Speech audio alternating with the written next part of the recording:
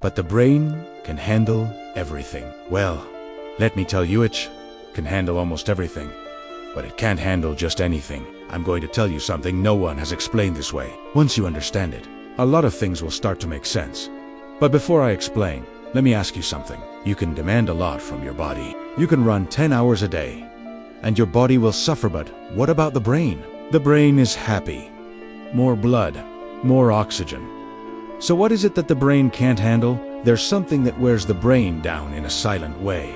Repeated negative thinking, like worries that never switch off. Constant self. When it goes beyond the limit, exhaustion sets in, and that's when discouragement takes hold. Your energy drops, and you begin to lose the emotional strength to keep going. Notice something important. The problem isn't what happened to you. The problem is continuing to live the same way after the warning signs appear. It's like a car that crashes, you fix it and get back on the road. But if you keep the same habits, the accident happens again.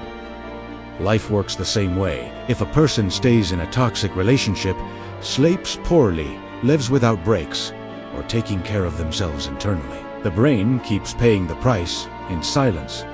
The brain can handle effort. What it can't handle is continuous emotional neglect.